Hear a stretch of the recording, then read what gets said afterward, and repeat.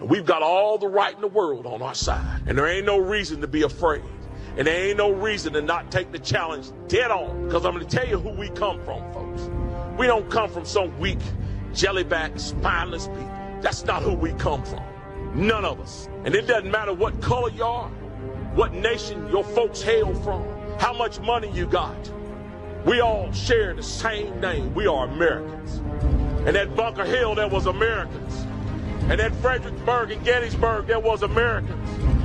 And at Iwo Jima, raising that flag on Suribachi, it was Americans. And at Pork Chop Hill, there was Americans. Quezon, there was Americans. And on 9/11, there was Americans who ran towards those burning buildings. That is who you share your heritage with. You do not share your heritage with a weak and ineffective people who cower at the sight of trouble. You share your heritage with a strong and brave people who are determined to hold on to their freedom and for the freedom of future generations. Guys, it's time for us to stand up and be that generation. It's time for us to stand strong and proud and remember who we are. That we are Americans. And as long as we stand as the vanguard of freedom in this nation, freedom will survive you. Not only survive it, but thrive. So guys, it's time to put on our packs. It's time to fix those bayonets. It's time to get ready. We got a fight on our hands. And our fight is not for us, for all those generations that's going to come behind us. Let's save America, folks. We hold these truths to be self-evident, that all men are created equal, that they are endowed by their Creator with certain unalienable rights, that among these are life, liberty, and the pursuit of happiness. Hey, folks, welcome to the program. It's that particular time again where we're going to talk about truth bombs and turd balls. Every now and then we kind of have to be reminded of just simple truths that get missed, and not like we need a lot of reminding, but sometimes it's good to, well, reflect on the turd balls that we're given, right? Do me a favor, folks, raise your finger me. So share this program right now. Please share this program right now. You might enjoy what's coming your way. Might give you a little break. Maybe your week's been going hard. Maybe you just need a little bit of rest. Maybe you want to kind of take it easy, reflect on both good things and bad things at the same time, and learn. By the way, you need to reduce some stress in your life. I've got this for you. We've extended it, by the way. We've extended it. And it's exciting. And I just got to tell you, I truly appreciate all the people at CB Distillery. I can't tell you how just phenomenal their product, their people are. So we've extended this for you. Let me give you a link that you can go to right now. You want to do this because it sells out really quick, I'm telling you. And for CBD, it literally makes a difference in your life. So CB Distillery has solutions. You know, they work with your body. It's natural. Help with stress, pain after exercise, even mood and focus. And it's all made from the highest quality, clean ingredients, no fillers, no junk, just premium CBD. Imagine waking up rested and enjoying your day without those nagging aches and pains. Ask people in chat. Look at chat. Right now, people have been using this for a while in my program. And one of the things you can bet on is once you start using it, people continue to use it. It's because, folks, it's the bomb. So imagine waking up rested, enjoying your day without nagging aches or pain. That's the real win with CB Distillery Solutions. That's why over 2 million people trust CB Distillery. Mine is the pain roll-on. Look, you want better sleep. You want to reduce your stress. You want to feel good in your own skin again. This helps the pain. It's amazing. I never thought anything could help the pain fast, but it does. CBD from CB Distillery. Right now, it's 25% off. I'm going to give you a code you can zap on the screen. 25% off, folks, your entire purchase. Visit CB Distillery. Use promo code Jovan. That's cbdistillery.com. Promo code Jovan, cbdistillery.com. I'm telling you, yeah, it's great. It's one of the things many, many, many times each month gets me through the night. My elbows, my arms, different things get wonky. You wake up, you just ache. You know what I'm talking about? That ache that kind of eats at you, right? That eats at you. And it's enough to wake you up. I reach over to my side table, grab my CBD, right? My roll-on from CB Distillery, roll it on, and it is truly like seconds. I'm back out, doesn't bother me for the rest of the night. You can get it either a roll-on, you can get it the pain stick, the cream, whatever. It all works the same, right? But it's the bomb, so you should try it. Also, today's program is brought to you by the fine folks at Gold Co. Now is the time to protect your money with gold and silver. And all I'm asking you to do, this one's really simple. I mean, I don't know why you couldn't or wouldn't do it, right? JovanLovesGold.com is the site I've done with my partners at Gold Co. I just want you to request your free gold and silver kit. That's it. That's it. I started telling you this when gold was on the rise from $1,400 to $1,500. Hell, I think silver was only about 20 something. Today, right now, this very moment, gold's $4,059.70. Silver, $49.12. That's because people all around the world, governments, are sucking it all up. They know something's going to happen. Nobody believed me when I said gold was going to hit 2,000. Nobody believed me when I said gold's going to hit 4,000. Now, this is not necessarily about buying gold and silver. This is to understand why nations buy it up, do it, keep it, and fortify with it. And if you have a 401k or an IRA, retirement savings account, you want to pull some of your money out you've been putting forward for years, you know what? You kind of screwed the pooch. They're going to try to take 50% from you. It's ridiculous. It really is. Please just go to JovanLovesGold.com, fill out the form, get your free, right, kit. Just feed your brain. Okay, we're going to talk about some truth bombs and turd balls. This might give you some things as you come into the later part of the year where you're going to have family around. Speaking of that, this is the time of season when it's going to start getting colder. You're going to have more time inside where you need to start planning how to plant. You're going to have to escape the system, folks. Prime example. You have to understand when it comes to government and countries, you're hated. We all are. We're hated. You better start training like it. Have you ever thought about that? You ever thought about that? We're not loved. We're not embraced. We're not endured. We're freaking hated. And in many ways, we're the carbon they want to get rid of. So on your Christmas list,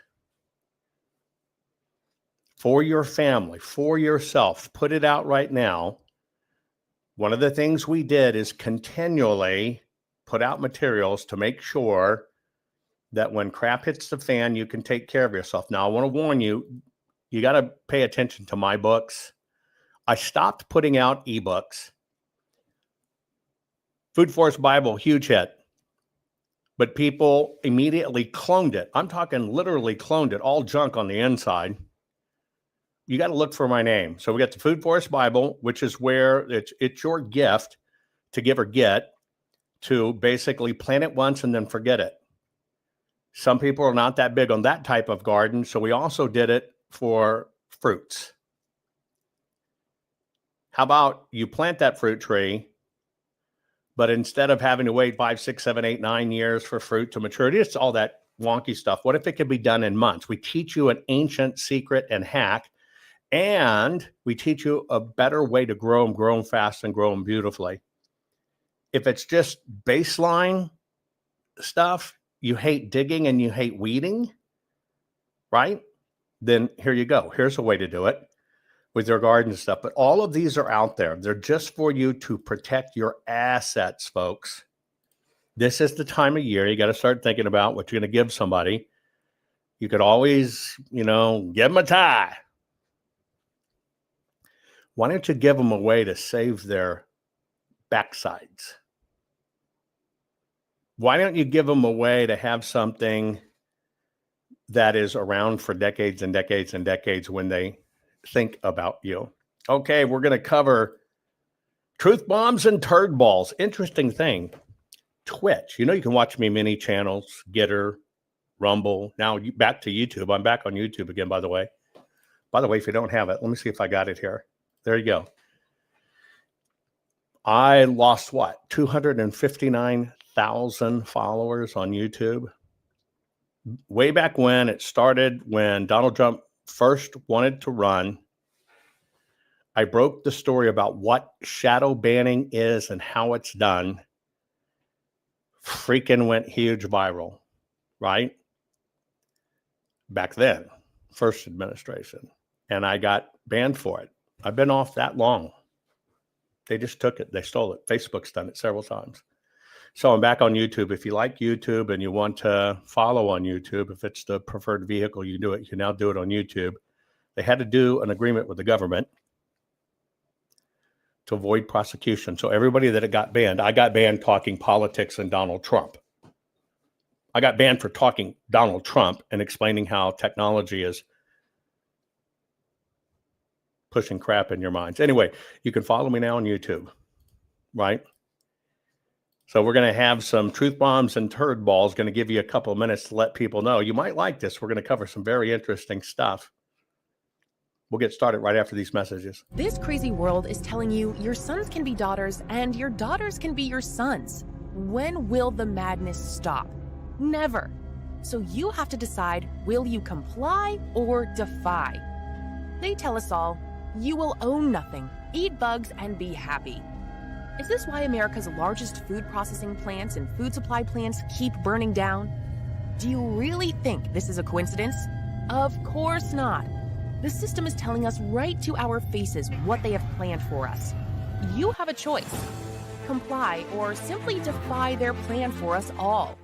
Defy the system's plan and execute your own plan. Abundant, safe, secure natural food supply. Introducing the Food Forest Bible. This bestseller by Jovan Hutton Pulitzer is the single most complete, executable, easy-to-follow plan for sustainable, self-managing food production for self-sufficiency and food security. For the first time ever, a coffee table, heirloom quality full color book which unlocks the ancient secrets of creating a food forest.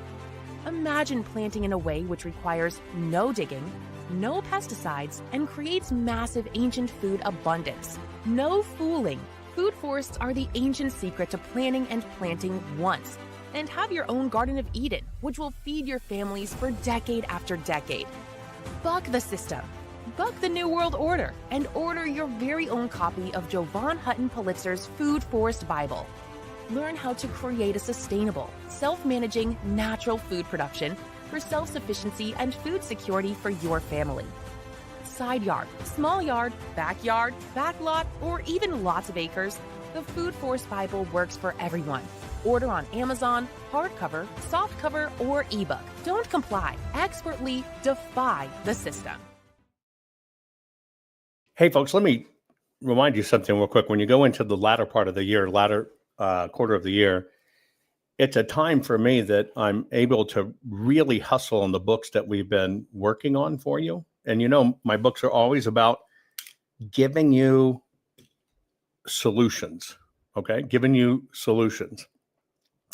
I want to let you know one thing. Jan said this. With gold at $4,000, I can't afford more than a flake. I want to give you a heads up. In the traditional investing sense, that's correct, right? However, I'm going to release to you something that I've done forever in my own life and helped others do in the whole bit. Just because gold's $1,000 an ounce, $2,000 an ounce, $4,000 an ounce, let's just say you don't have any retirement or investment dollars. So by default, it doesn't apply to you, right?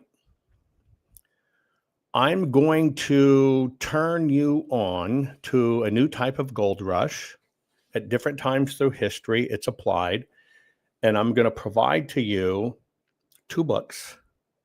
1 book, so I'm going to teach you all about precious metals. Okay? And if you're willing to work at it,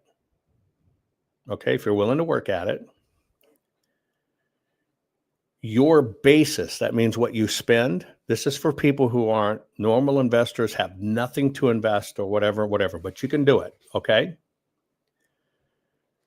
Your basis is, I'm going to help you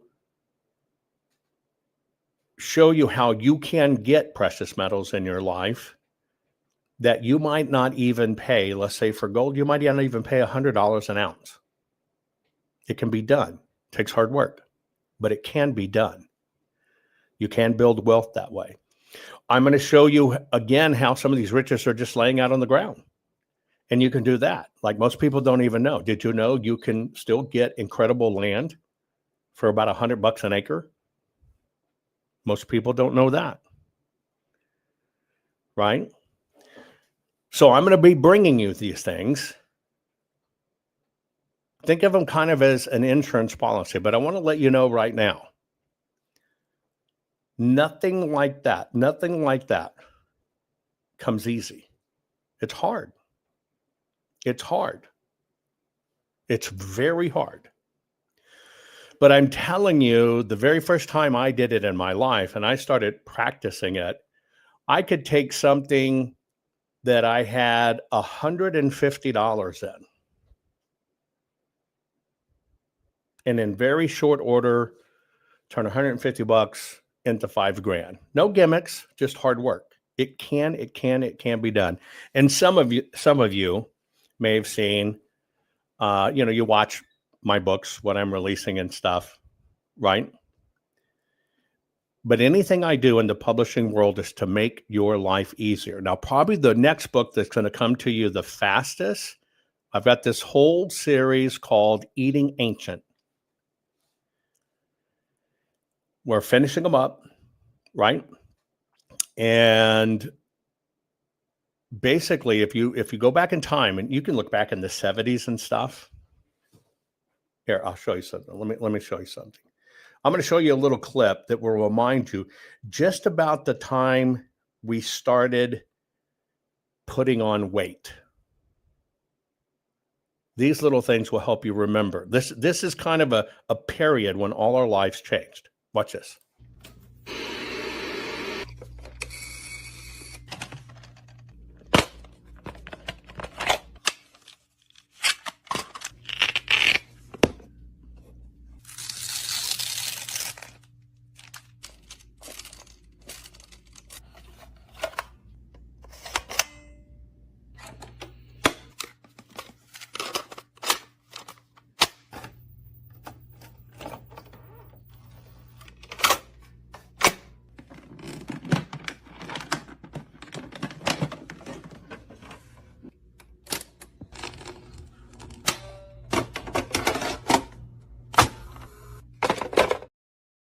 Times back then, when we had those simple devices, were better.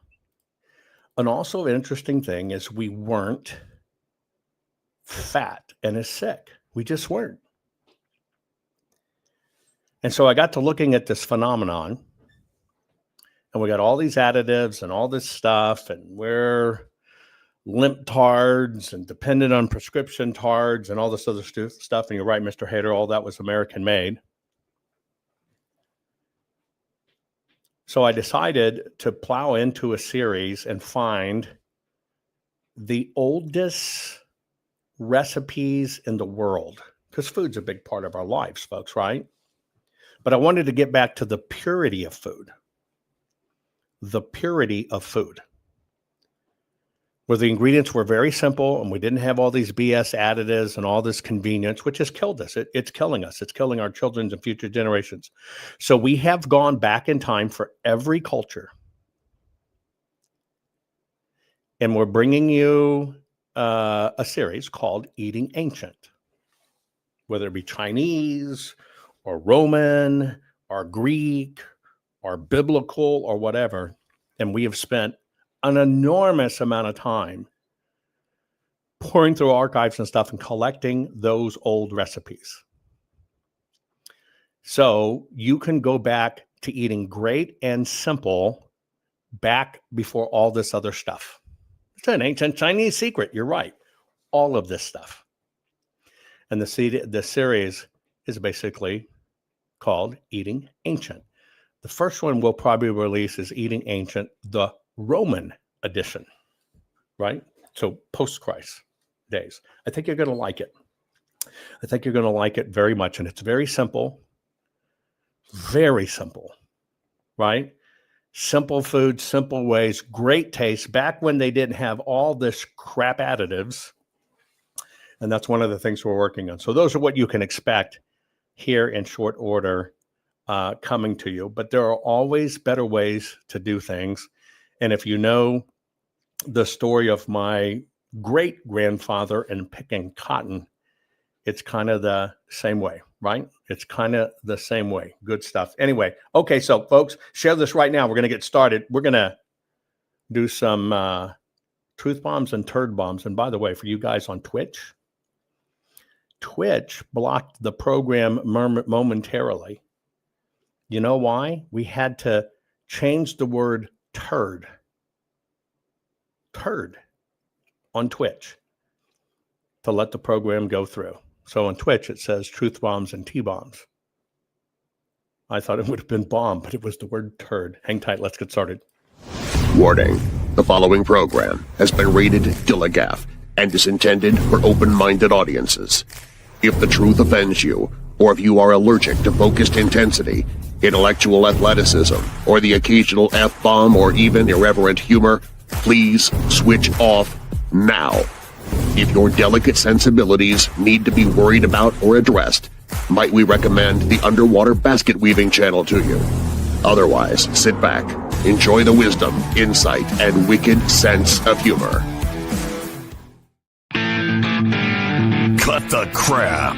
How many times a day do you want to say that to politicians, the elite, the loony liberals, the fake news media, and the gender-confused, emotional socialist snowflake crowd? Cut the crap is your secret weapon for fighting for our freedoms and our great republic. It all begins with a massive mental enema, freeing you from the toxic news and politically correct views, which constipate your consciousness with stinking thinking.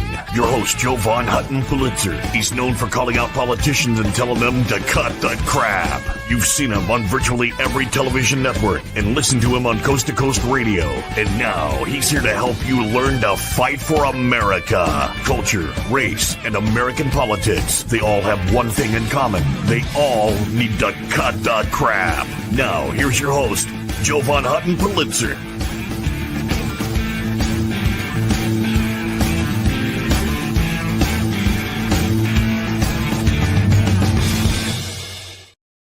Okay, folks, we're gonna talk some turds. Yeah, truth bombs and turd balls. Although I guess on Twitch you can say shit, you just can't say turd. They find it offensive. You know what a truth bomb is, right? Truth bomb. Right, just total common sense truth bomb. Here it is. I told you earlier, like, you got to protect your family. And I think this is very smart. You are hated, so start thinking like it. Do you have any indication that your government cares for you? I just want to know, do you have any indication anywhere? Can anybody, and the operative words government, can anybody give me one example that our government cares for us? Not the hogwash they do. We are so expendable, it's nuts. period. They just don't give a crap. They just don't give a crap. Even to the point that they will manufacture votes. We're going to cover that turd ball. They will manufacture votes to the death of our country and us. And so you should think about this one sobering thing. You are hated. Start training like it. Simple advice. Sometimes memes, right?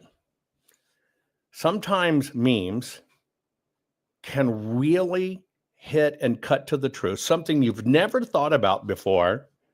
But when you think about it, right? When you really think about it, it's just true. It's just true. Ellie says the Alaskan bush is not very helpful. It's hard to get into the Alaskan bush. I know what you mean. I have found, now this is my personal experience, if you're really going to go into the Alaskan bush, one thing that makes it easier is have a warm fire and pass around the vodka. I have found, it's just me, if you've got a warm fire to invite those Native Alaskan ladies in, sit by the warm fire and pass around a lot of vodka, it's just really easy to get into the Alaskan bush. Now, I spent a lot of times outdoors. I spent a lot of times in the bush. I'm telling you, not only I spent a lot of times in the bush, I have spent a lot of time outdoors in the wild too. It's just the truth. Oh, that's not what you meant? Oh. Ellie, who's up there? Ellie said, yes, that's election bush, but up here we have harpoontang. I haven't heard that one. Harpoontang. Joe says he tends to get lost in the bush, but then again, Joe dates exclusively exceptionally liberal women. I can't even do that. Okay, so you know how memes can tell the truth really directly? How about this one? When you really think about it, now this is very kind of smack you up the side of the head logic, right? Think about this, okay? Yes, that's why they call me the Bushmaster. But anyway, just this one meme, I remember when I saw it and I thought, holy crap, that's the truth. In nature, if you watch the way God made it, many times the most dangerous of all, God made it, right? God made it that color was naturally God's way of saying, turn your ass around and run and don't mess with this person.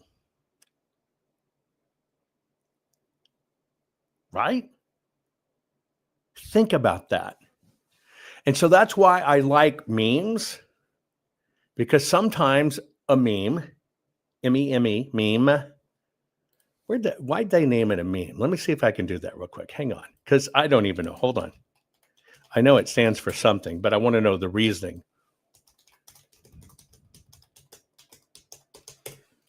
Okay, let's see what we got. The word meme, M-E-M-E, meme, comes from evolutionary biologist Richard Dawkins, who coined it in his 1976 book, The Selfish Game. Not S-H-E-L, The Selfish Game. Dawkins combined the Greek word mimema, M-I-M-E-M-A, meaning something imitated, with the way genes replicate and spread. He used M-E-M-E to describe an idea, behavior, or style that spreads from person to person within a culture, much like genes pass biological information. Over time, especially with the rise of the internet, meme, M-E-M-E, became a humorous or viral piece of media. So when we call something a meme, what we're really saying is a cultural unit that's being copied, adapted, and spread across multiple people, just like gene spreads across generational traits. Okay, there you go. So you got the meme history, and this meme, which you've seen spreading around virally, is actually dead on. Right? Dead on. If you were to think about the people in our culture right now that emblazing these colors on their head to stand out, it is truly some of the most toxic people we have in culture. Am I exaggerating? Am I exaggerating when I say that? And that nutbag in Congress is a prime example.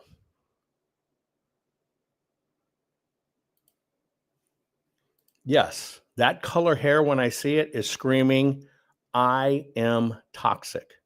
Now, I've seen conservatives have color hair, right? That's a different type of toxic, right? But it is kind of telling, isn't it? But I also found in this liberal culture we have, because what we're talking about is truth bombs and turd balls, right? Check this one out. This one just kind of strikes truth. Trans women are actually just mansplaining what it's like to be a woman.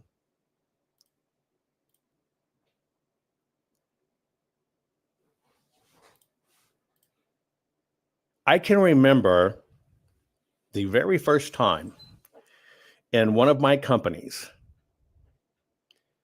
in one of my offices, I was having a discussion. It was a medical discussion, right? It was a medical discussion. And I was discussing, I think it was about the time when I had just pioneered the new pregnancy test that would actually not only test for pregnancy, but it would test for pregnancy combined with Zika infection or pregnancy with the tortoise test. And I'm having a discussion with some college students who are just interns importing data. And I'm kind of explaining why this is right, why it's a novel idea. And I heard through back channels that one of the girls was offended. Now, when I come to think of it, it was a very large girl with synthetically colored hair. When I think about it, how ironic, right?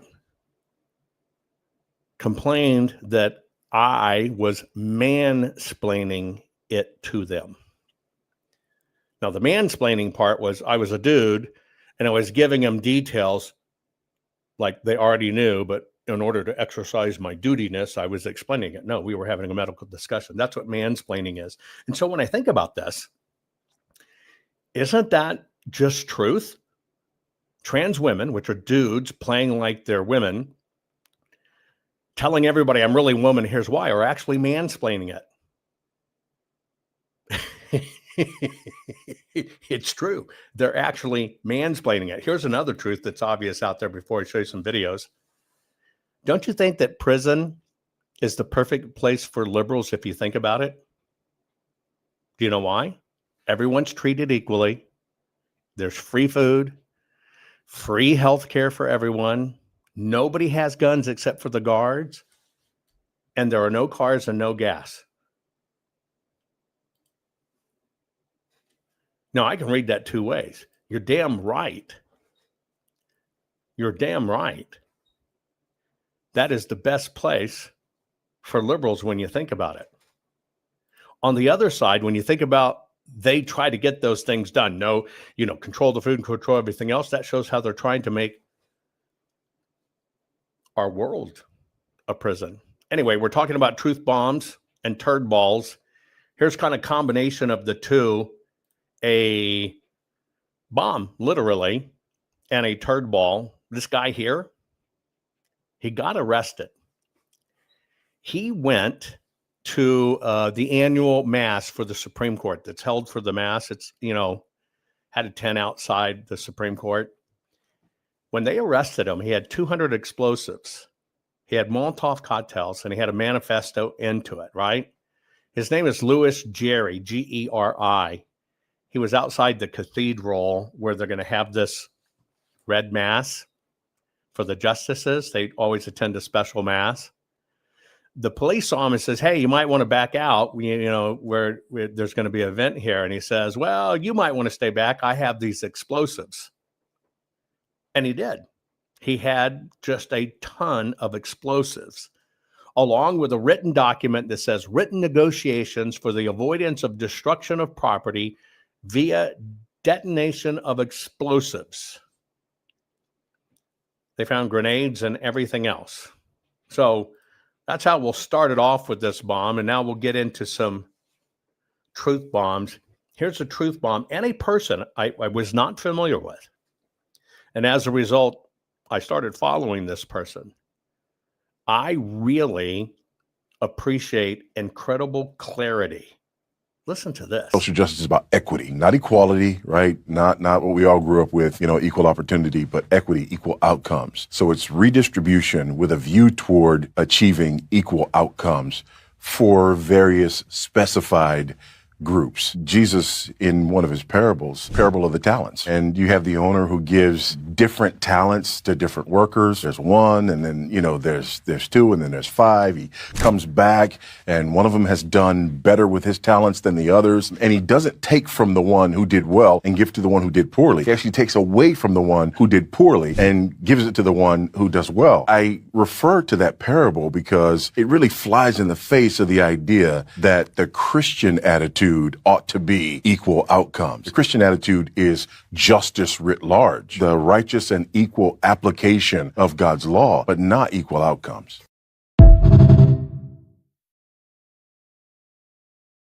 I'm going to replay this for you because this is brilliant. I want to tell you one thing historically. A talent is currency. It's a coin, a talent. That was the type of coin that was paid. I want you to listen to this message. And this is kind of where even Christianity, even the teaching has been hijacked. Because that is not what the Bible teaches when it says it's got to be equality, or like I say, forgive and forget. No, it's forgive and not to forget. That's Matthew 25, by the way. This is the talents. So this person gives talents to his slave, money, right?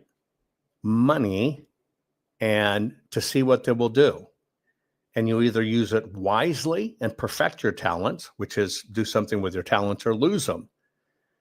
And we kind of got this ass backwards. This is really a truth bomb. Social justice is about equity, not equality, right? Not what we all grew up with, equal opportunity, but equity, equal outcomes. So it's redistribution with a view toward achieving equal outcomes for various specified groups. Jesus, in one of his parables, parable of the talents, and you have the owner who gives different talents to different workers. There's one, and then, there's two, and then there's five. He comes back, and one of them has done better with his talents than the others, and he doesn't take from the one who did well and give to the one who did poorly. He actually takes away from the one who did poorly and gives it to the one who does well. I refer to that parable because it really flies in the face of the idea that the Christian attitude ought to be equal outcomes. The Christian attitude is justice writ large, the righteous and equal application of God's law, but not equal outcomes. This should be taught in school. But this is one of those definitions, truth bomb wise, that got hijacked. And that equality has been hijacked to mean something different. They're always changing the definitions of words. Always changing the definition of words. That's a great piece that if you really understood history, you can look back and go, you know what? Christians were warriors, not jellybacks.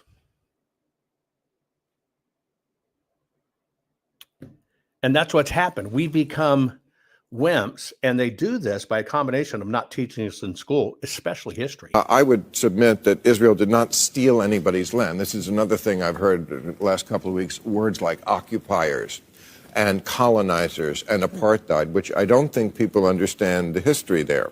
The Jews have been in that area of the world since about 1200 BC, way before the first Muslim or Arab walked the earth, 1,000 years before. I mean, Jerusalem was their capital. Okay, so if it's just about who got there first, it's not even close. This is where history matters. Think of all the stuff going on in March. And by the way, Peaches just told me in chat that the fellow I just showed you, the pastor, evidently he just recently passed. That's sad. We lost a great mind, right? Wow, that's sad. But what I'm doing here is I'm just doling out truth bombs and turd balls because our society delves into turd balls because what they do is they don't want the truth bombs told and they want to supplant the truth with turd. And well, it's your feelings. Check this out. I have a quick question for anyone who voted for Donald Trump. What are you going to tell your child when they come home from school crying because their best friend was just taken out of their classroom by an immigration agent? Stop breaking the law, asshole! Very true, right? Well, what are you going to tell your child when they come home and say, my friend was taken from school? All this feeling stuff. Yes, all this feeling stuff. We went from facts to feelings. It is the truth bombs which are not appreciated, and it is the turd balls they peddle us. Here is a truth bomb about a turd ball that the United States have been sold. Iranian here with another pro tip for anyone who's not from the Middle East. No one in the Middle East actually blocks intersections to pray in the streets and yell Allahu Akbar. The reason that they do it in your countries is because they're trying to assert their religious dominance over you and claim your country and turn it into Sharia law. Now you know.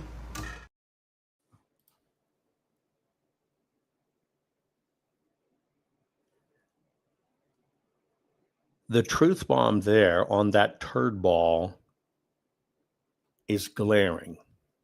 Give an example. When Muslims wanted to build a mosque over the site of where our Twin Towers went down, it came very close to happening, right? But people didn't understand the historic significance of it. World Trade Centers, we're not getting into conspiracies. That's not the topic. Don't go there. They wanted to be where the towers went down to build a mosque over it. At the time, people said, well, you're just Islamophobic. You don't want that. You're just Islamophobic. Well, let me give you a little bit of history.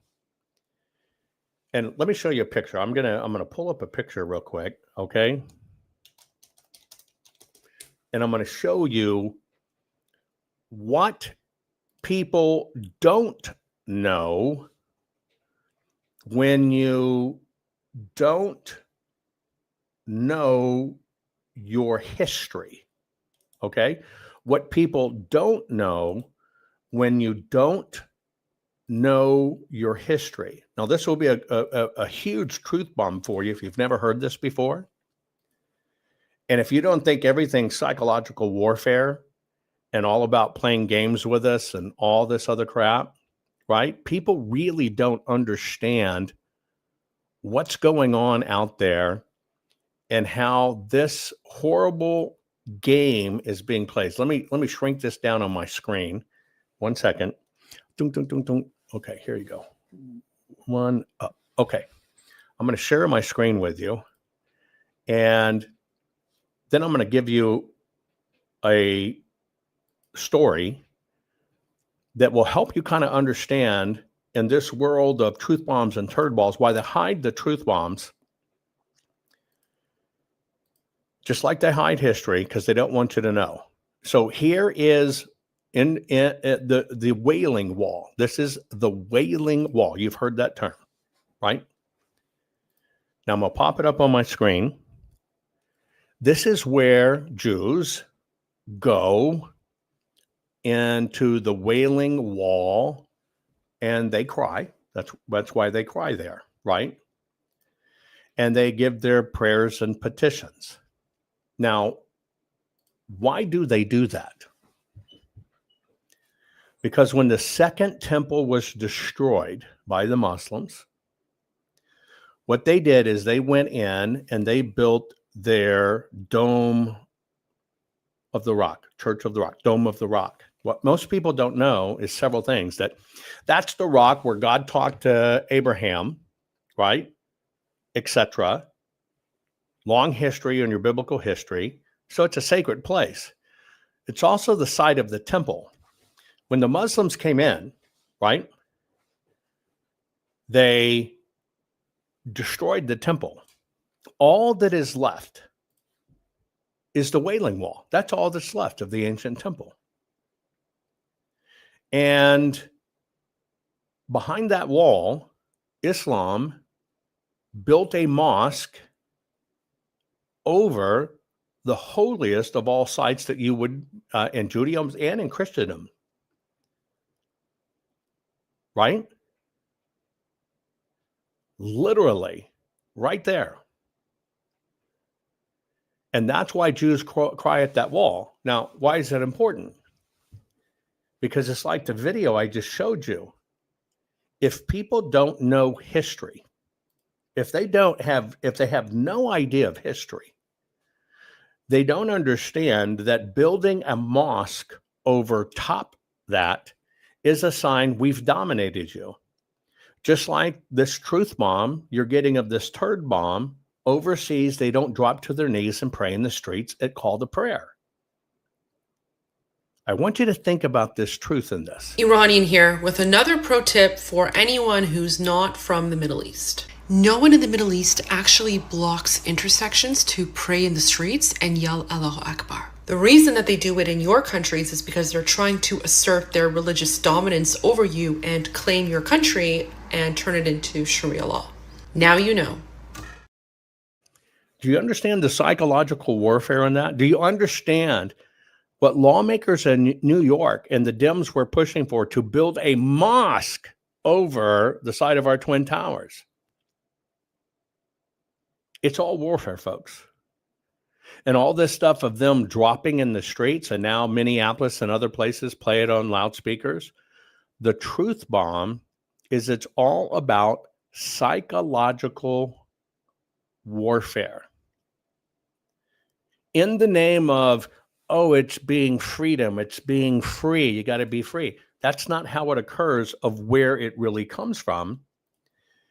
It has this twist of a turd bomb of how they're using it to dominate us.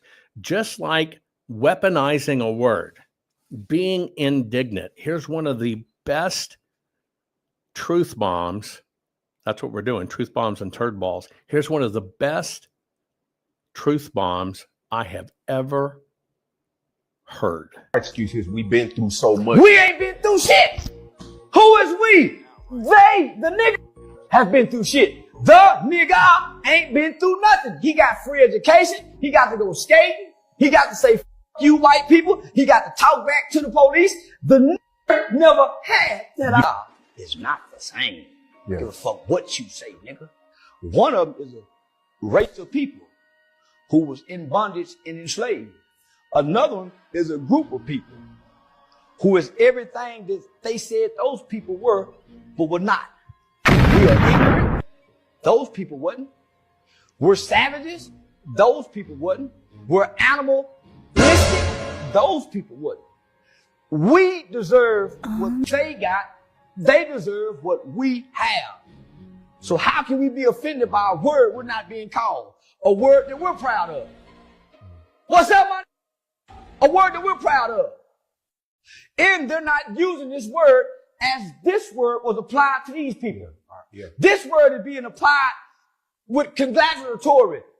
So how can we, come on, we are oxymorons as a race of people. I got a lot of Mexican friends that say nigga. I got a lot of white friends that I let say nigga around me. Yeah. But we can say cracker, we can say honky, we can say all these other racial slurs with no retribution toward us. That's what they mean by we're victim-minded and we're entitled as black people. We can insult everybody else openly and freely. We come in people's establishments loud.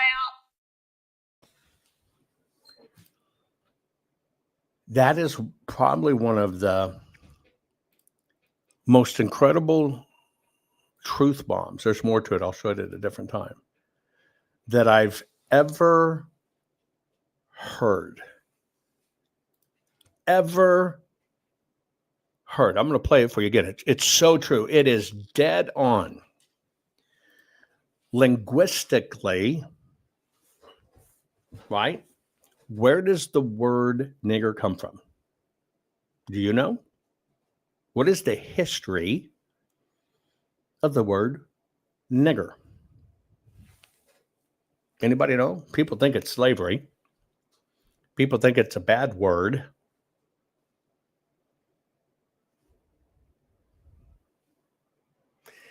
It is the Latin word for black. That's it. It's a descriptive optical term. And no, it doesn't come from Negro. Nigger. It's Latin, period. It is a descriptive, optics-driven visual term of an individual. That's it. Optics. Quick, identifiable optics. That's it. Right? Negro comes as the word transformation to negroid features. Negroid comes from, okay? And negroid, again, comes from a early 19th century classification of people. Okay? Negroid comes from the Latin word Niger. It has a little bit of a, or nigger, sorry. It has a little bit of a old suffix to it, oid, which is where it comes from, which basically, in that suffix, oid, O-I-D, it basically means resembling or like. The term negroid, which is where Negro comes from, literally means they are black-like or resembling black people. That's all it means. That's all it's ever mean. Period. Period. Now, I can remember my sisters when I was, and again, I'm just delivering some truth bombs, so you know. It was people from Niger, niggers from Niger, Nigeria, etc. It all goes back to the original etymology of the word. But I can remember my sisters would call me dork, would call me stupid, and would call me mongoloid, right? And I used to get upset when they would call me mongoloid. Just like I used to get upset when I was called hillbilly. Mongoloid. Now, my definition, probably like a lot of you, of mongoloid is kind of like that kid sitting on the porch playing banjo during Deliverance, right? And his teeth go in every direction, right? That's my dad. You'd recognize him if you'd met him in life. He just had his teeth fixed since then. But I thought they were telling me I look retarded. Mongoloid. You know what I'm saying? My whole childhood life, that offended the hell out of me. Till I became an adult and I understood Mongoloid only means you're on the east side of Asia, or you're from the indigenous Americas. That's all it means. It's not a bad word. Never has been a bad word. Technically, there's only 3 types of people, and it all is a visual origins classification. It is not a difference of the human being. It's not a difference of the human being. It is a difference, yes, Mongoloid, which is where Mongols come from, right? You're like me, thought Mongoloid, meant you were a cross between somebody butt ugly, should shave their butt, walk backwards, kind of Down syndrome combined with every affliction you could have in the world, one arm, one leg, and you were a Mongoloid. No, not at all. When it comes to races, when we're evolving from a teaching standpoint, right? Right? And yes, you're right. Retard is a musical term, stanza, repeat, retard. Anyway, again, words. It all comes down to words. When from an archaeological standpoint, what we all break into only 3 categories, right? That's it. 3 categories. And it doesn't necessarily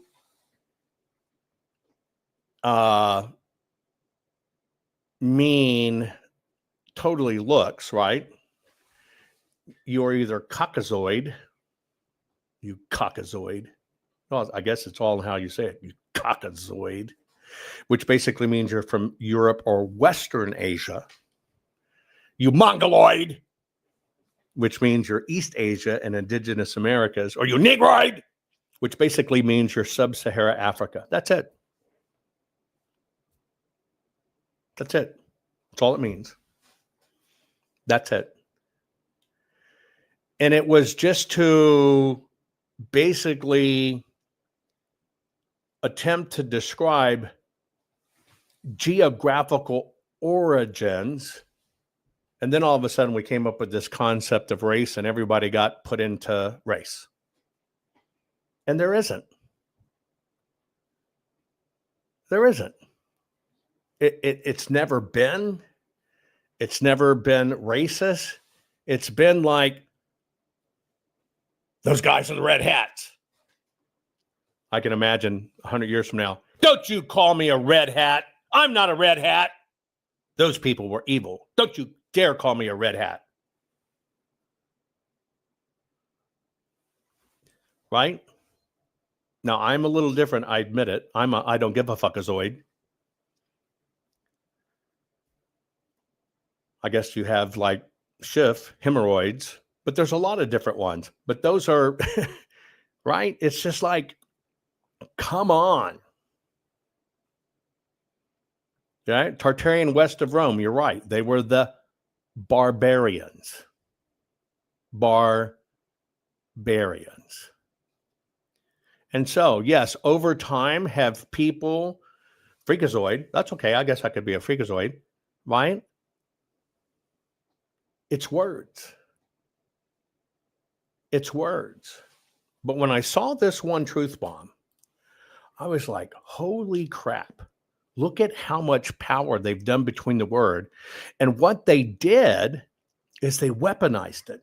Excuses, we've been through so much. We ain't been through shit. Who is we? They, the nigga, have been through shit. The nigga ain't been through nothing. He got free education. He got to go skating. He got to say, f you. Think about that. He says, Ray, the nigger, right? Right? Was enslaved. And then he says this other guy, the way he uses it, now what it is, if you want to really, it's the term nigger, it's turned us into something. What people wanted, they just wanted freedoms and to live their lives because they were enslaved. Now the tables have turned. It's been made about color, but yet you have everything these people wanted.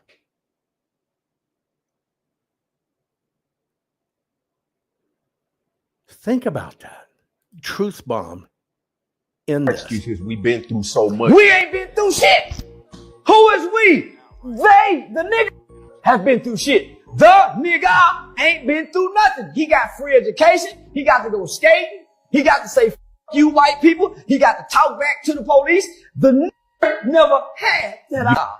It's not the same. Yeah. Give a fuck what you say, nigga. One of them is a race of people who was in bondage and enslaved. Another one is a group of people who is everything that they said those people were, but were not. We are ignorant. Those people wasn't. We're savages. Those people wasn't. We're animalistic. Those people wasn't. We deserve what they got. They deserve what we have. So how can we be offended by a word we're not being called? A word that we're proud of. What's up, man? A word that we're proud of. And they're not using this word as this word was applied to these people. Yeah. This word is being applied with congratulatory.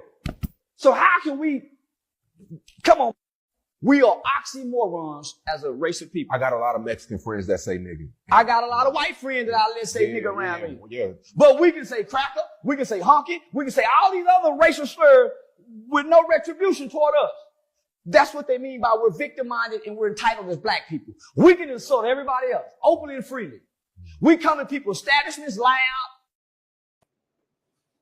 That's really a truth bomb. And you're right. If you caught on to the three Zoids, yes, the three sons of Noah, and their disbursement across the land. I'm gonna divert a little because to me, words are fascinating and people don't know history of words, right? And somebody asked me, you may be offended, but I want you to think about it, especially after you find out where it comes from. Somebody asked me, why is there the term blowjob when it's not really a blowjob?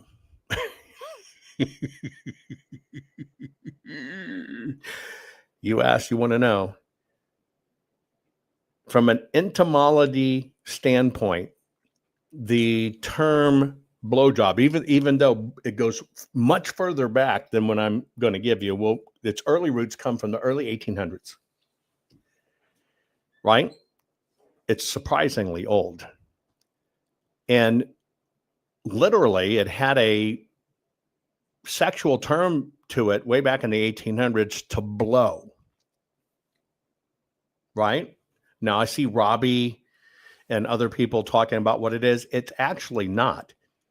Basically, the etymology of the word, which could be loosely termed sexual, actually comes from blowing, meaning to boast, to flatter, and it also meant to perform an act involving the mouth. That's it. To blow off steam, whatever. To perform an act involving the mouth, right?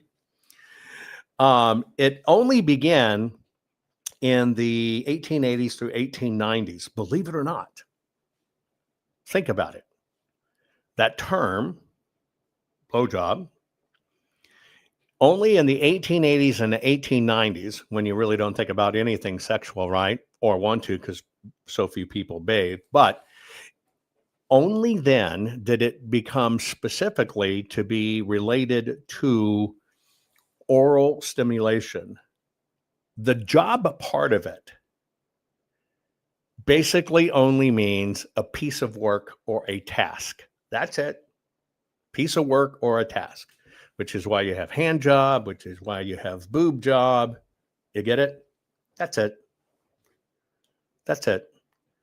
The very first time blowjob was defined for all of us was in the Oxford English Dictionary in 1930, right?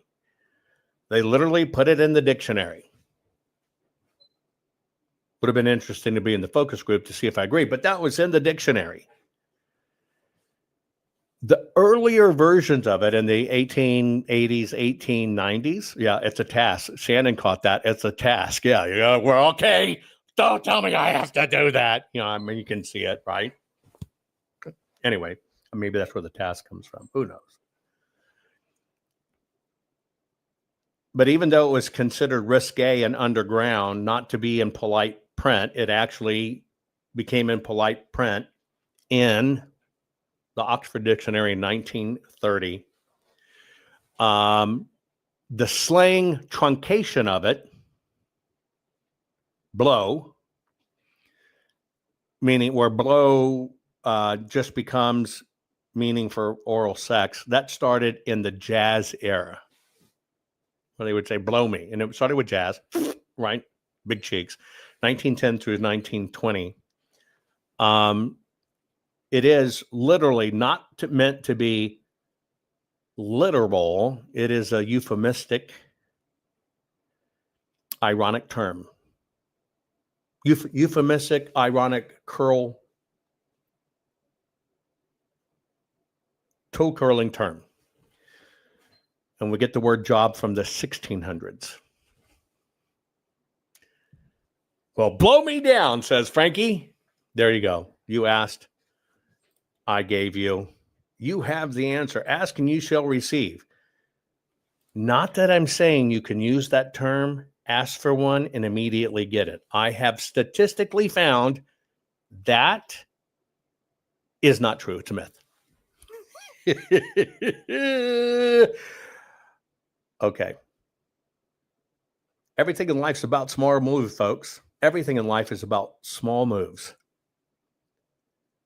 And if you don't believe your small moves, right, makes a difference, every little bit you learn, check this out. A city in Belgium offered 3 chickens per household to anybody that wanted a chicken. They had 2,000 families. Raise their hand, says, yeah, we'll take 3 chickens. So they got 6,000 chickens distributed.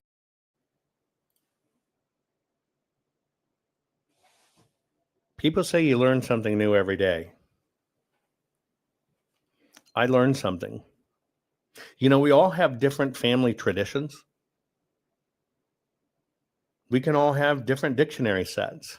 I learned from Shannon in chat that blowjobs in her life specifically mean and occur on Father's Day.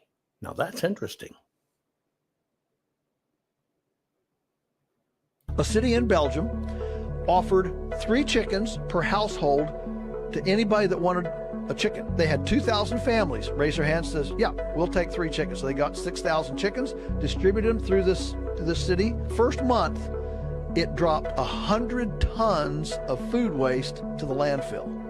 What? And so not only did they eliminate the landfill waste, all these people now suddenly had chickens. And Pat's done all the math on this and shows that if 1 in 3 households had enough chickens to eat your kitchen scraps, there would not be an egg industry in the United States. It would be completely non-essential. Really? So that's the power of integration. No, that's the power of understanding. If you just take small steps, a few people can make a huge difference. That's the truth bomb there. And I use that as a great analogy. Right? Small steps, very small changes in your life. It's the same way they move us. I've shown you these words. It's the same way they move the meaning of words, which I'm going to show you. Right? Small moves make huge differences. And that's why I always tell you, you're the one with the power. You just don't understand it. Because see, your thinking is, we got to go change this whole government. No, you just have to make very small moves because you're the cure and it changes everything. A city in Belgium offered 3 chickens per household to anybody that wanted a chicken. They had 2,000 families. Raise their hand, says, yeah, we'll take 3 chickens. So they got 6,000 chickens, distributed them through this city. First month, it dropped 100 tons of food waste to the landfill. What? And So not only did they eliminate the landfill waste, all these people now suddenly had chickens. And Pat's done all the math on this and shows that if 1 in 3 households had enough chickens to eat your kitchen scraps, there would not be an egg industry in the United States. It would be completely non-essential. Really? So that's the power of integration. Think about that. Think about that. And it's, as I give you these truth bombs and turd balls, and I'm going to show you some turd balls in a minute. That's the big thing. Our society, our system doesn't want us, the little guys, to believe we can change anything, when in fact, we're the ones that change it. When in fact, we're the ones that do it to ourselves. Primarily because the system keeps us ignorant, doesn't teach us about history. We don't pay attention. But it's all a coordinated plan. They operate by a playbook. Here's the Turd Balls playbook filled with truth bombs you need to know.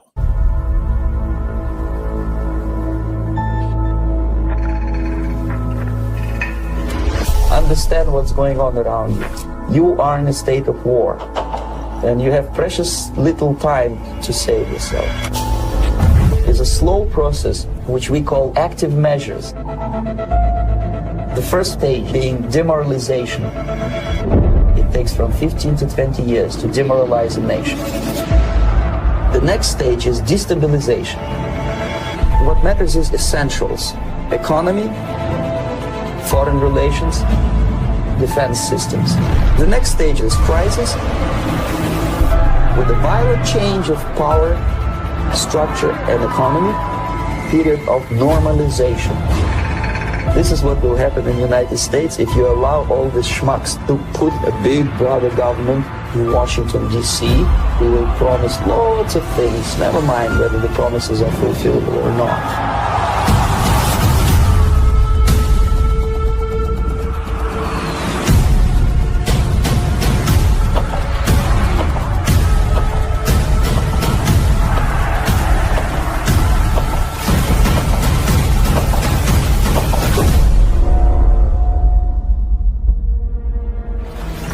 The time bomb is ticking.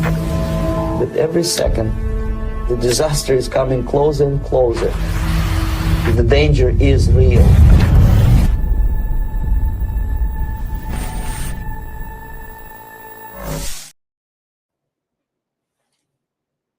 We're in a war. I've always told you we're in a war. By the way, as soon as I wrap here, let's go just have a conversation over in locals. Just kind of open the mic for you. Let's just kind of talk what's going on. I'll tell you some of the things behind the scenes and getting all of our election stuff going on, and we'll talk about it. If you're on Rumble, there's a red join button. Just hit that red join, and we can pop over there, and we'll just have a conversation. But is that video not dead on or what? When you think about it, this is why I've always said it comes down to words, and we're the cure. That's it. It comes down to words, and we're the cure. Now you understand why the whole system teaches you to put everything off. Not think for yourself and not think incrementally. Think about that. It's how the whole system works. And one step that they do, one little step that they do in their playbook, which seems small, it starts with one little city. It's all a seeding. That's it. S-E-E-D, a seeding. It's all a seeding. In a playbook for bigger things, like the playbook they just executed in Chicago. In light of increased immigration enforcement in Chicago, a new executive order signed Monday by Mayor Brandon Johnson designates ice-free zones within the city. City property and unwilling private businesses will no longer serve as staging grounds for these raids. Basically, these guys said, if you're an illegal, ICE is coming in, run to city property, they can't touch you. Or that the business can say, we have no ICE here and they have enforcement. Think about what this guy did in Chicago. This is a big deal. This is a different version of sanctuary city. This is all words and destruction of American cities, and it's going to come to yours. In light of increased immigration enforcement in Chicago, a new executive order signed Monday by Mayor Brandon Johnson designates ICE-free zones within the city. City property and unwilling private businesses will no longer serve as staging grounds for these raids. The order prohibits ICE agents from using city-owned property to make arrests. Johnson says signs will be posted at city properties, including in the parking lots of Chicago Public Schools and Chicago Park District field houses. The fact is, we cannot allow them to rampage throughout our city with no checks or balances. Nobody is above the law. If we break the law, you should be held accountable. If Congress will not check this administration, then Chicago will. This is the third executive order issued by the mayor since the Department of Homeland Security launched Operation Midway Blitz in the Chicago area. Each has tried to limit ICE from operating in the city. Since early September, the agency has reportedly arrested nearly 1,000 people. They've also been involved in 2 shootings, including one in Chicago's Brighton Park neighborhood on Saturday. Johnson has repeatedly said that Chicago police will not coordinate with ICE during its operation here. In a statement, DHS blasted Johnson over the weekend's events, saying in part, just this weekend, he and Governor Pritzker refused to allow the local police department to give our officers backup at the scene of a law enforcement attack. A growing and violent crowd began throwing rocks at our law enforcement, yet their chief of patrol ordered their officers not to help. DHS is referring to a rumored internal CPD memo circulating online, indicated that the chief of patrol told officers responding to the Brighton Park shooting to stand down. Speaking to reporters this afternoon, CPD Superintendent Larry Snelling disputed the notion. He said not only were his officers on scene for hours, but they were even hit by tear gas. Those who will tell you that our officers weren't there, say that to the 27 officers who were affected by the chemical agents that was deployed by federal agents. According to Snelling, none of the officers who were hit by tear gas were seriously injured. He also says he's spoken to Homeland Security officials about how both agencies can work together when CPD is responding to an incident where federal agents are involved. Reporting at 35th in Michigan, Emmy Victor, WGN News. Turd balls, right? I want you to think about this. It's gone from sanctuary cities to sanctuary properties. And the city's doing this. Some of the things that are going on behind the scenes, Antifa stages with the police will tell them how to avoid ICE. Why does the city intervene in this? They want ICE to come to them, get approval, which means they can hold it up. But even if they get forced by rule of law, they're able to give everybody a warning. You've got to see the writing on the wall, folks. Why does the city want the illegals to stay?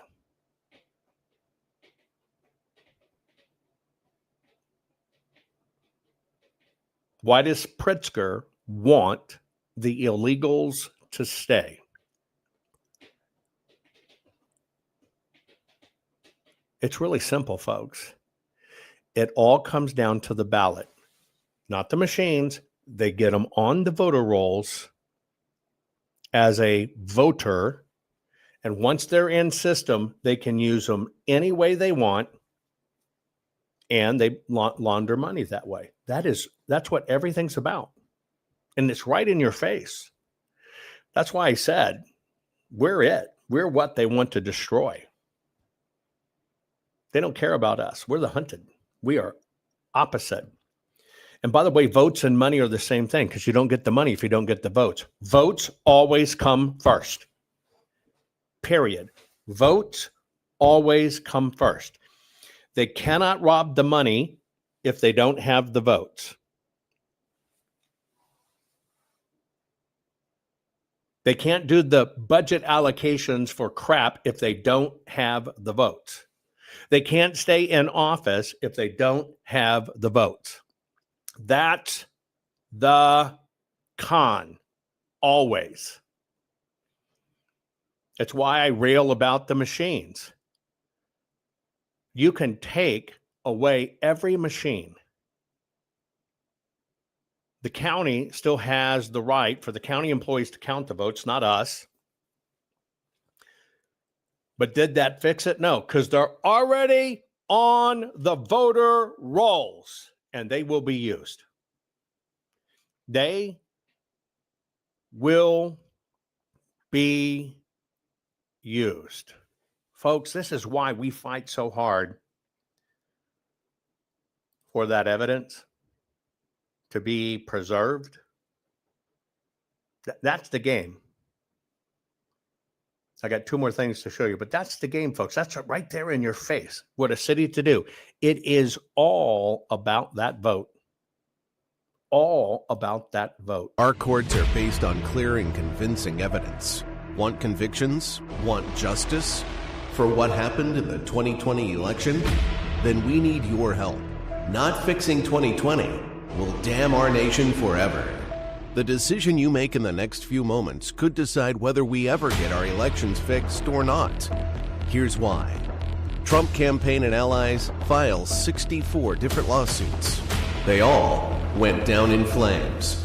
100% of these cases were presented on "It's the machines," or "The machines changed the votes," or "The voting company executive said he would make sure Donald J. Trump would not win." They all went down in flames. Why? You can't bring theories to court as evidence. No supposed Zoom call or 6-degree polynomial math theory or census data is or ever will be proof of fraud. You can't bring theories to court as evidence. Here's why. In both civil and criminal law, the side making a claim carries the burden of proof, and prosecutors must prove guilt beyond a reasonable doubt. Without physical or otherwise verifiable evidence, a case cannot meet this high threshold. Physical evidence is the key. The question is, did anyone get relevant, reliable, provable, testable, and duplicatable evidence of what really happened in the 2020 general election? And the answer is yes, absolutely. The full forensic audit of Maricopa County, Arizona is the only evidence-gathering work which gathered relevant, reliable, provable, testable, and duplicatable evidence of what really happened in the 2020 general election. Evidence so damning that the system, the deep state, and those who pulled the strings of this country have fought to keep it hidden and have hoped to have it be forgotten to time. Almost $3 million invested in time, funds, and efforts to unlock that which the system wanted hidden. But now, that evidence is in danger of being lost forever. So if you want what happened in the 2020 election fixed, then we need your help. Please donate to protect and secure this historic evidence. With the 2026 midterms coming up, the system is going to try to lame duck President Trump and then most likely introduce new impeachment proceedings. This is the evidence which will help win the war which is surely to come. We need to keep Maricopa County full forensic investigation and archive secure and ongoing. So if you want what happened in the 2020 election fixed, then we need your help. Please donate to protect and secure this historic evidence. We need your help securing the full forensic audit archives. Don't allow the only testable, objective, and reliable 2020 election evidence fall into obscurity. Millions were spent on getting it documented and tested. This is historic evidence. Not fixing 2020 will damn our nation forever. The historic Maricopa County full forensic audit effort processed 20,895,610 digital and forensic images of varying formats, resulted in 208 million individual evidence-proof files. The system processed over 58 billion forensic measurements, resulting in over 2 trillion individual base computations. No hopium, no hype, just hardcore forensic evidence. Please make sure the Maricopa County full forensic audit archives survive. Donate now. So if you want what happened in the 2020 election fixed, then please donate to protect and secure this historic evidence. We can't do it without you. We need you. America needs you. Our future needs you. Please donate now. Not fixing 2020 will damn our nation forever. Please donate now.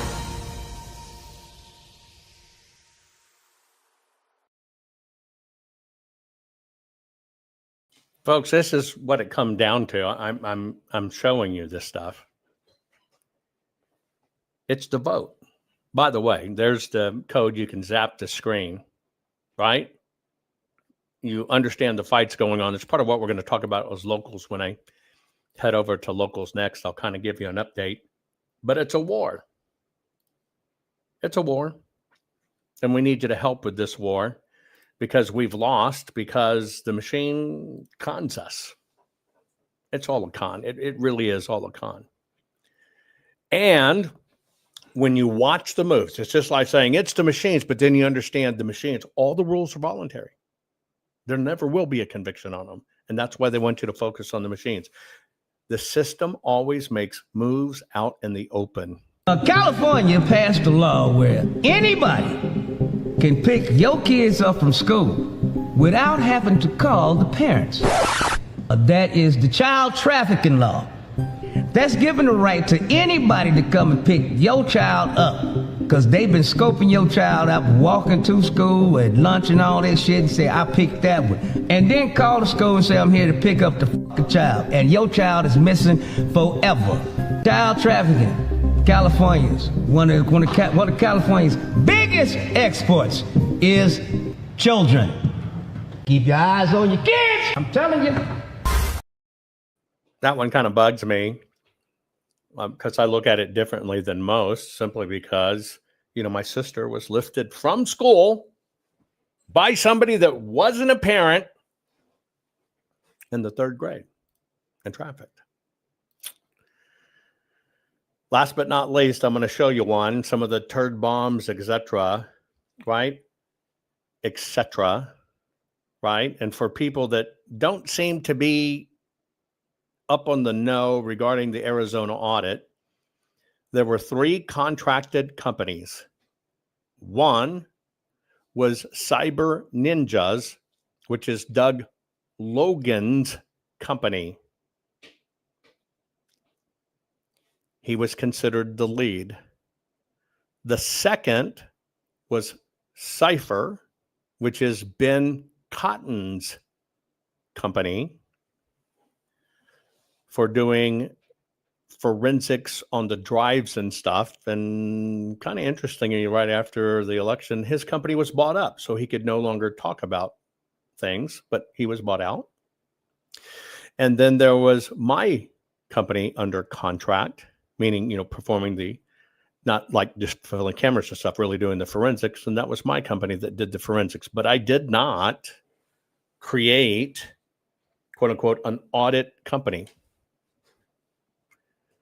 I took my technology, innovated brand new patents of what I'd already been working on for years to understand how to use camera devices, and taught them to do the forensic work required on the physical ballots where the crime is, that if you mess with them, it's a felony, and created brand new types of auditing technologies based on auditing everything.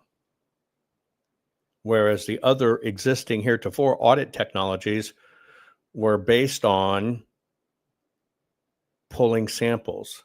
And I'll give you the most kick you in the ass evidence that'll help you understand it. In Maricopa, if you look at all these boxes in the background, there were 1,675 boxes. 1,675 boxes. Every one of those boxes are required to be sealed by law after the election. The election's done. In each box, there's 47 pallets. In each box, there's about 8 batches on average. So here's a batch of ballots that were run to the machines. They're put in there with a header card to say, right? It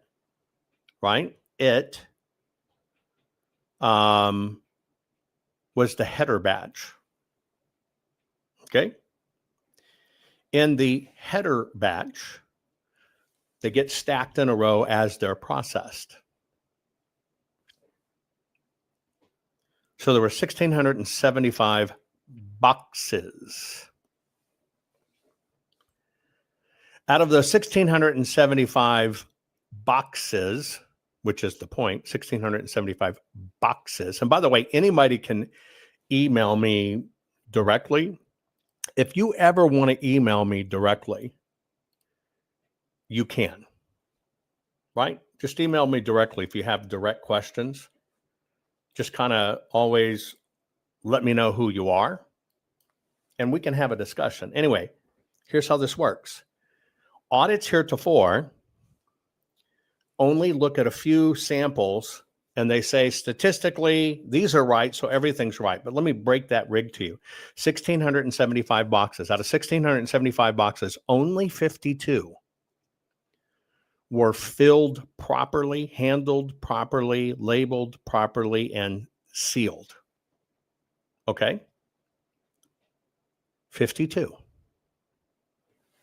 Now, the other 1,600 plus boxes were not sealed, were totally out of disarray.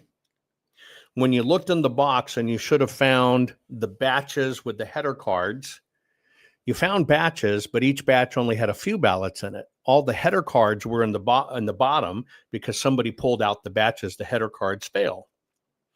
So you did have batches, but on top of the batches, you had all of these BS ballots just stuffed in there. None of them sealed. Now, why does that matter? Well, I just told you in previous elections, the way they do it is they look at a sample of few to tell you everything worked. Now, if you remember what I showed you had bleed throughs on the ballots, which confused the machines. You had ballots printed on the wrong paper. You had ballots of different sizes. You have ballots that were duplicated that shouldn't have been duplicated. You had ballots that should have been folded by machines that weren't. You had ballots that should have been color that were really black and white because they were basically a Xerox copy. You had all of these issues in 1,600 plus boxes. Violation after violation after violation after violation. Now stay with me because this is important. Now in those 1,600 plus boxes, nothing matched. Here's how it works by district. 1, 2, 3, 4, 5. They have 5 supervisory districts. A machine folded ballot. This means looking for a physical thing. I'm not looking for the Serbian and the Chinese in the mix of the this and the Smartmatic, Dracomatic, Fractal, Tactile. I'm just looking at the paper, meaning my team, meaning my organization. Machine folded means it was a legally printed in color ballot mailed to somebody to vote. The numbers should have come in on an average of 84.13%. None of them met that. They failed horribly. Almost 10%. They failed horribly across the board. Now, the next type of ballot is a hand-folded ballot. That's where you walk in. They do print your ballot back out in black and white. You fill it out in person, okay? You hand fold it, so they're all folded differently, right? And that's how you tell. Then on election day, they're black and white and they're flat with no folds. Look at the numbers between hand folds and no folds. They made up the difference of what they should have had in mail-in, although they told you it was mail-in. They failed in every place. This is why forensics is the key. Okay? Next. Remember I told you there were 52 boxes. That were only 62 boxes sealed that are supposed to be sealed by law. Now, of course, pundits, Mike Little, they're never going to tell you these facts because it's physical evidence. They're going to keep you on the machines where nothing can happen. But remember I told you there were only 52 actually legally compliant boxes out of 1,675. And I just told you in 1,675, after you take out the 52, all of them had these errors. Let me tell you about the box of 52. In the box of 52 that were sealed properly, well, those boxes had no errors. The batches were there. Nothing was out of order. Not a one. Not a single one was out of order. Not a one. They also had all the folds correct, all the colors correct, all the sizes correct, no bleed throughs, no overages on copies. They were bang on. And the number that they called the end of the election for, statistically, it shows that number was correct. Those were 52 sealed boxes. Now, why were 52 sealed in 1,675 out of 1,675?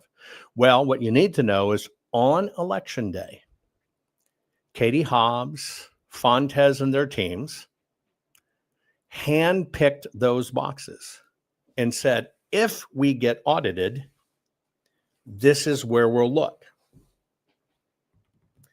which is why they were sealed off, which is why they said, we did a recount of those 52 boxes and everything's bang on. That's why for my auditing technology, it's the whole damn thing or it's nothing. Because I understand doing a little bit is the con. So I don't care what you say you checked in 52 boxes. Don't give a rat's ass. I don't even care about the machines. The paper, all a lie. But the governor signed off on it, right? The governor signed off on it. Katie Hobbs signed off on it. My information is not something I generate or create as a technologist. It just is what it is. And the paper says you're full of shit. Oh, by the way, when they said they couldn't run all the ballots and didn't have all the stuff, well, they were running hundreds of thousands of ballots the 30 days before using 10 machines. When they said they needed 10 extra days to run it, they only ran 2 machines, and the average batch was less than 5,000. Some of those days they took off. And oh, by the way, after the election was over, by 1 month, they ran in 118,019 ballots.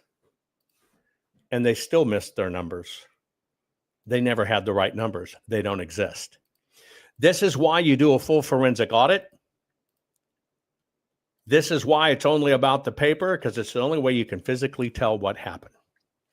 So I hope I asked your question. I would perceive you as a troll. That's what you came across to me, but it's okay. Hey, it's okay. New person in chat. Anyway, here's how you help keep that evidence. As everybody telling you, it's the machines. Last one. Let's talk about some of the turd throwing in the form of a truth bomb of this phenomenon called social signaling. Before we begin this evening's performance, we would like to acknowledge that this theater stands on territory of the Anishinaabe, the Haudenosaunee, the Huron-Wendat, and the Petun First Nations. We are also mindful of broken covenants and the need to make right with all our relations. Kumbaya, oh Lord, kumbaya. I'm a demo Lord. Oh, I care about the people. Look at me. I know what's important. Oh, the poor people don't get the vote. The kids are separated, and it's all lies. It's called social signaling. Before we begin this evening's performance, we would like to acknowledge that this theater stands on territory of the Anishinaabe, the Haudenosaunee, the Huron-Wendat, and the Petun First Nations. We are also mindful of broken covenants and the need to make right with all our relations. And now, please enjoy the show. Sorry, hello? Sorry. Excuse me, should we go? Excuse me? Oh, no, I just mean if we're on someone else's land, shouldn't we leave? Oh, no. The theater is here now. We'd just like to acknowledge whose land it is. I'm sorry, I'm so confused. So if we're on someone else's land, shouldn't we do something about that? Or hopefully we'll enjoy the performance. Oh, okay, so some of the money from the ticket sales of the show are going to the indigenous communities? Well, no. A portion of them? No, the ticket sales go to the theater. So is the money from the bottled water sold here going to the First Nations for clean drinking water, or? Oh, no, that money goes to Nestle. They're a sponsor. I'm so sorry. I'm so confused. So whose land are we on? What are we doing? It's a dialogue. How are we making right? Well, there's a plaque you can read in the lobby. I don't understand. I'm getting a message from the stage manager that we need to begin the show, so please take your seats. Have a good time. There's a turd bomb and a truth bomb. It's about the way it goes. It's all bullshit, folks, and it's all words. It's all psychological warfare. I'm just amazed at how many people call themselves patriotic and believe the psychological warfare. I'm just amazed at how many people can be shown hard facts of forensic evidence of the Arizona audit and ignore it. And then there's the ones that are paid to call it a grift. And then the ones that are paid to attack it. Think about that. And those are just some of the truth bombs among these turd balls. Stay in chat. I'm going to drop you a link. We're going to head over to locals. And we'll have a more direct discussion about the Arizona audit and other things that are going on. Share this program. Love you all. Would you ever eat government vaccines? Feed your family hormones or antibiotics? Never ever do that to your family. So why buy beef the same way you've always bought beef? You're buying meat glue bonded, hormone filled, antibiotic riddled grocery store meat. Say no to supermarket medicated Franken meats and say hello to nevereverbeef.club. Always 100% USDA prime or high choice. That's restaurant grade. Never Ever is not ever just select beef or even standard or ungraded store branded meat. It's simply the very best cut and tasting steak you have ever had. We have never ever given our herd hormones, antibiotics, or even mRNA vaccines. Never ever. Pure blood genetics. We've raised our herds this way for over 30 generations. They simply have never, ever had antibiotics, hormones, or killer vaccines. Grass-fed the way nature intended, in almost 500,000 acres of high pasture environments. Finished off with non-modified feed crops we grow ourselves. We even own our own 210,000 square foot processing plant. And as an added bonus for our nevereverbeef.club members, we age our steaks in our state-of-the-art 780,000 cubic foot aging facility. Only top restaurants do that, so they can charge you $100 or more for a little bitty steak. We age our meat because we want you to have the very best restaurant quality USDA prime or high choice, pure blood, purebred beef at a price your family can afford in these financially challenging times. Sure, you can keep paying the price for supermarket cheap, standard, and ungraded store meat brands if you love feeding your family Franken meat. So never ever settle for less. Join our nevereverbeef.club. Take control of your health and your family food supply right now. Join nevereverbeef.club. We are real people with real families just like you. So we personally customize your order right over the phone. Now that's customer service. And there is absolutely no obligation when we call. You decide what bundle is best for your needs. No hormones, antibiotics, or even mRNA vaccines. Never had them and never ever will. Never ever cut corners on your food supply or family's health. Join nevereverbeef.club now